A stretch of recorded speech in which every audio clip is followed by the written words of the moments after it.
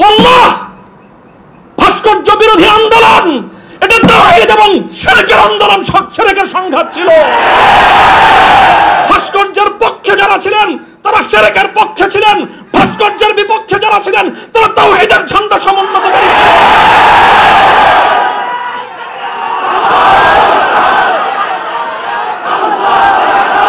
ইতিহাস আপনাদেরকে ক্ষমা করবে না। ভাস্কর্য নামে জাতীয় পর্যায়ে মূর্তি তৈরি হবে কি হবে না এই বিষয়ে যখন বিতর্ক, তখন আপনারা সেই বিতর্কের মঞ্চে ডিজিটাল ছবি তোলাটা কতটা বড় অপরাধ, কতটা বড় অন্যায়, কত বড় গুনাহ সেই মাসলা নিয়ে আসলেন। দুঃখটা এই জায়গায়। আমরা তখনও বলেছি, আজও বলি, ভবিষ্যতেও বলবো, ভাস্কর্য এটা বঙ্গবন্ধু শেখ মুজিবুর রহমান সাহেবের, শহীদ প্রেসিডেন্ট জিয়াউর রহমান সাহেবের, সেটার আমরা কোনো পার্থক্য করি নাই। আমি একথাও বলেছি, ভাস্কর্য যদি স্বয়ং আমাদের মুসলিম জাতির পিতা খলিল ইব্রাহিম আলাইহিস সালামের হয়, তাহলে সেই ভাস্কর্যের সাথে কি আচরণ করতে হয় মুহাম্মদুর রাসূলুল্লাহ শিখিয়ে দিয়ে গেছেন। দুঃখের কথা, হৃদয়ে রক্তক্ষরণের একটা কথা। সেটা যদি আমার বাবার দ্বারা সেই ভুলটা হতো আমি বলতাম, সেই ভুলটা যদি এখন আমার অভিভাবক মাহফুজ সাহেবও যদি সেই ভুল করেন সেটাও আমি বলবো। সেই ভুল যদি আমিও করি, আমাকেও যেন আল্লাহ পাক সেই ভুলটাকে অনুভূতি দান করেন। সেটা হলো যখন এদেশে মূর্তির বিষয় নিয়ে বিতর্ক তৈরি হলো, ভাস্কর্য নামে জাতীয় পর্যায়ে মূর্তি তৈরি হবে কি হবে না এই বিষয়ে যখন বিতর্ক, তখন আপনারা সেই বিতর্কের মঞ্চে ডিজিটাল ছবি তোলাটা কতটা বড় অপরাধ, কতটা বড় অন্যায়, কত বড় গুনাহ সেই মাসলা নিয়ে আসলেন। দুঃখটা এই জায়গায়। আপনারা সেই মাসলা উত্থাপন করে তখন এই মূর্তি এবং ভাস্কর্যকে প্রকারান্তরে বৈধতা দেওয়ার চেষ্টা করেছেন। আপনারা বোঝানোর চেষ্টা করেছেন যে আজকের একটা ছাত্র ফেসবুকে তার ছবি আপলোড করা যতটুকু বড় অপরাধ, বাংলাদেশের স্বাধীনতার স্থপতি এবং মরহুম বঙ্গবন্ধু শেখ মুজিবুর রহমান সাহেবের 60 ফুট লম্বা ভাস্কর্য নামক মূর্তি স্থাপন করা সমান অপরাধ।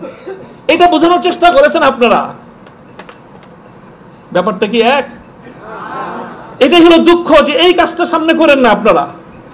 আপনারা যদি ভাস্কর্যের বিরোধিতা করতে ভয় পান তাহলে আমি আপনাকে দোষারোপ করব না, তবে ভাস্কর্য নামক এই সকল শিরকি সংস্কৃতির বিরুদ্ধে যারা কথা বলবে তাদের প্রতিপক্ষ হয়ে মাঠে গিয়ে এই ধরনের বিতর্কিত মাসলা উত্থাপন করে জালিমের এবং যারা মূর্তি পূজারীদের দোসর তাদের অবস্থানকে সংহত করবেন।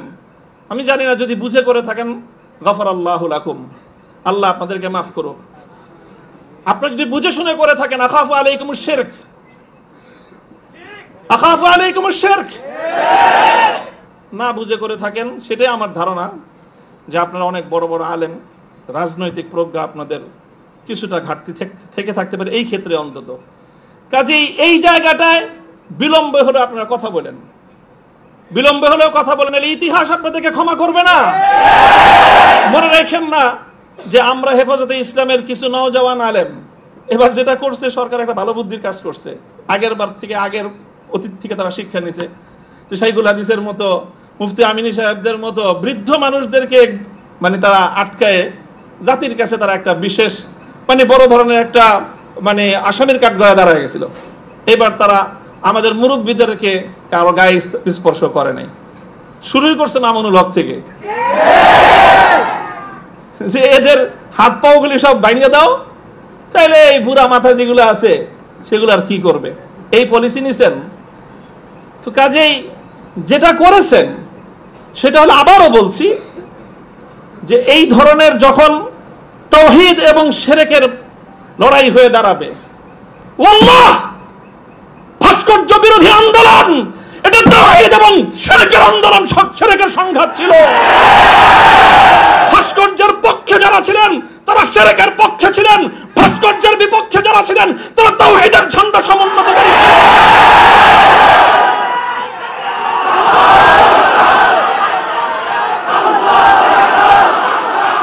আপনারা শুনেন, আবারও বলছি, ভাস্কর্যের পক্ষ বিপক্ষের এই লড়াইকে একজন মরহুম মুসলিম নেতা, মরহুম বঙ্গবন্ধু শেখ মুজিবুর রহমান সাহেবের ব্যক্তিত্বকে মাঝখানে এনে বিষয়টাকে ভিন্ন রং দেওয়ার চেষ্টা করা হয়েছিল।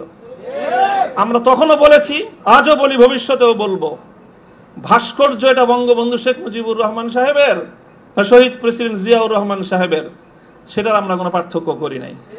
আমি একথাও বলেছি, ভাস্কর্য যদি স্বয়ং আমাদের মুসলিম জাতির পিতা খলিল ইব্রাহিম আলাইহিস সালামের হয়, তাহলে সেই ভাস্কর্যের সাথে কি আচরণ করতে হয় মুহাম্মদুর রাসূলুল্লাহ শিখিয়ে দিয়ে গেছেন। আল্লাহ রাসূল সাল্লাল্লাহু আলাইহি ওয়াসাল্লাম মক্কা বিজয়ের দিন বাইতুল্লাহ থেকে যেই মূর্তিগুলো বের করেছিলেন, যেই ভাস্কর্যগুলো বের করেছিলেন, তার মধ্যে তো একটা ছিল ইব্রাহিম আলাইহিস সালামের মূর্তি। কি বলেছিলেন? কাতালাহুমুল্লাহ, আল্লাহ পাক এই মক্কাবাসীদেরকে ধ্বংস করুক, তারা খলিল ইব্রাহিম আলাইহিস সালাতু ওয়াস সালামের মূর্তি তৈরি করেছে। আমাদের কথা আপনাদের পছন্দ হলো না, আমি বললাম যে ভাস্কর্য বানায়েন না, এটা বানাইলে বঙ্গবন্ধু যদি মুসলিম হয়ে মারা গিয়ে থাকেন কবরে তার শাস্তি হবে। তো আপনারা মনে করলেন আমরা বঙ্গবন্ধুর বিরুদ্ধে বললাম, আসলে বলি নাই বিরুদ্ধে। তিনি যদি, আবারও বলছি, যদি আল্লাহ তাকে ইমানের সাথে খাতেমা দিয়ে থাকেন, আমি জানি না তার কি অবস্থায় মৃত্যু হয়েছে, সেটা কেউ বলতে পারবে না, তাহলে তার ভাস্কর্য, তার মূর্তি তৈরি করাটা এটা তার সঙ্গে চরম বিশ্বাসঘাতকতা। শ্রেষ্ঠ ঈদ আজকে মামুনুল হকের মুক্তি। প্রিয় সাথী ও বন্ধুগণ, শ্রদ্ধেয় উলামায়ে কেরাম, আমাদের এই দেশের ইসলামের আলো জ্বলছে ভারতবর্ষের দারুল দেওবন্দের আকাবিরিনে কেরামের কোরবানি এবং মেহনতের উপর ভিত্তি করে। আমাদের ইতিহাস জানা আছে, দারুলের ইতিহাস হলো ইংরেজদের বিরুদ্ধে সশস্ত্র যুদ্ধ করা এবং নিজের ঈমান এবং আকীদাকে রক্ষার জন্য তালিম এবং তরবিয়তের মাধ্যমে মানুষের মধ্যে দ্বীনের ইরশাদ করা। আমরা ইতিহাস ভুলে যাইনি। শাইখুল হিন্দ মাহমুদ হাসান দেওবন্দি রহমতুল্লাহ আলাইহি, কাসেম নানুতুবি রহমতুল্লাহ আলাইহি দুশমনদের সাথে ময়দানে সশস্ত্র যুদ্ধ করেছেন, কারাবরণ করেছেন। সেই বরকতি আজকে আমরা মামুনুল হকের মতো বীর মুজাহিদকে আমরা জেলখানা থেকে ফিরে পেয়েছি। এটা আমাদের আনন্দের বিষয়। আমরা মনে করি এই দেশে শান্তি শৃঙ্খলা রক্ষার জন্য উলামায়ে কেরাম যে কুরবানি দিয়েছেন, উলামায়ে কেরাম যে কারাবরণ করে যে ত্যাগের কুরবানি দিয়েছেন, এটা ইতিহাসের পাতায় স্বর্ণ অক্ষরে লিখিত থাকবে। প্রিয় সংগ্রামী সাথী ও বন্ধুগণ, মামুনুল হক আমাদের বয়সে ছোট হইতে পারে, কিন্তু আল্লাহ এবং তার রসুলের মেহেরবানিতে শাইখুল